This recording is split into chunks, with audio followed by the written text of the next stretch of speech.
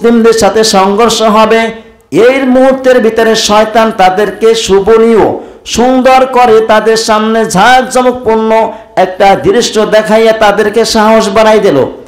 মুশরিকরা এমনি ভয় পাচ্ছে যে না জানি বনি কারার বিন কিনানার পক্ষ থেকে তাদের কোনো ক্ষতি আসে। বনি বাকার বিন কিনানার একটা গোত্র ছিল, সেই গোত্র থেকে মুশরিকরা ভয় করত যে আমাদের উপরে কোনো ক্ষতি হতে পারে, আমাদের কাছে এসে আমাদের কোনো আক্রমণ করতে পারে, এই ভয় তাদের। তখন শয়তান কি করল, বনি বাকার কিনানার একজন সর্দার ছিল সুরাকা বিন মালিকের। সুরাকা বিন মালিক, এই সুরাকা বিন মালিকের সুরত ধরে শয়তান এসে বলছে আমি তোমাদের সাথে আছি, তোমাদের কোনো ভয় নাই, পৃথিবীতে এমন কোনো মানুষ নাই আজ তোমাদের উপর কি হবে, বিজয়ী হবে। যখন মুসলমানের সাথে এই মুশরিকদের যখন সংঘর্ষ হলো, শয়তান তিনি দেখতে পারল যে আল্লাহ রাব্বুল আলামিন মুমিনদেরকে মুসলমানদেরকে সাহায্য করার জন্য আসমান থেকে তার রহমতি ফেরেশতা প্রেরণ করছেন।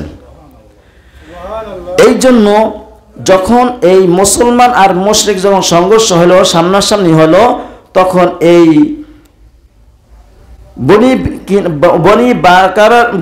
বনি বাকার বিন কিনানার একজন সর্দার তিনি হইল কি সুরাকা বিন। এই সুরাকা সুরত ধরে যখন শয়তান আসলো, আসার পরে সাহস দিল আমি তোমাদের সাথে আছি, তোমাদের আজকে কেউ পরাজিত করতে পারবে না।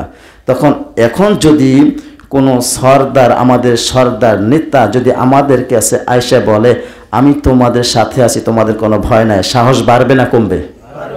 বলেন।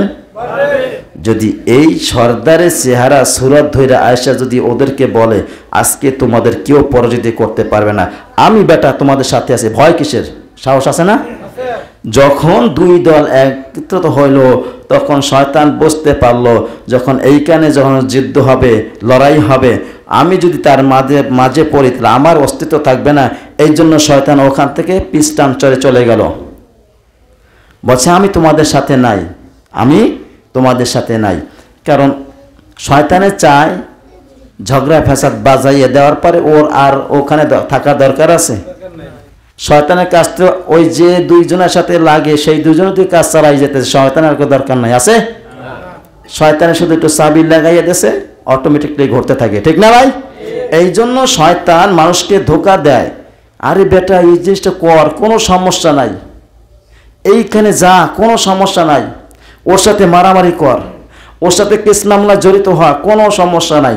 যখন হয় তখন বুঝে যে কতটা সমস্যা হয়, ঠিক না ভাই? এখন শয়তান কি বলে দেখেন, অকালা ইন্নী বারিউম মিনকুম ইন্নী আরা মা লা তারাউনা ইন্নী আখাফুল্লাহ। শয়তান বলতেছে তোমরা যেটা দেখো না আমি সেটা দেখি, আমি যেটা দেখি তোমরা সেটা দেখো না। আমি দেখতেছি আল্লাহ রাব্বুল আলামিনের রহমতি ফেরেশতারা এখানে হাজির হয়েছে, মুসলমানদেরকে সাহায্য করবে। আমি শয়তান এখানে যদি থাকি ফেরেশতাদের ধোলাই আমার উপরে পড়বে, ঠিক না? এই জন্য অ্যাবাউট টাউন শয়তান পিছন থেকে ভাগলো। এখন তোমরা দুই দল বোঝো, আমার দায়িত্ব ছিল তোমাদের ভিতরে সংঘর্ষ বাজাই দেওয়ার, আমার দায়িত্ব ছিল তোমাদের ভিতরে মারামারি করার, আমার দায়িত্ব ছিল তোমাদের ভিতরে লড়াই বাজাই দেওয়া। এখন তোমরা এটা হয়ে গেছো, এখন আমার আর কোনো দায়িত্ব নাই, তোমরা দুই দলে পূরণ করো। এখন বলে ইন্নী নিশ্চয় আমি আখাফুল্লাহ, আল্লাহকে ভয় করি, আল্লাহু শাদীদুল ইকাব, আল্লাহ বড়ই কঠিন শাস্তিদাতা। শয়তান কিন্তু বলতেছে, হয়তো আমরা মানুষ বুঝি না, ওইখানে যখন কথা বলছে ও কি শয়তান এটা ওই যে যাদেরকে বলছে ওরা কি বুঝতে পারছে? এই শয়তান ওতে মনে করছে যে ইনি হইল সর্দার, এই সর্দার যখন আমাদের সামনে আছে, সাথে আছে, তাহলে আর কোনো ভয় নাই।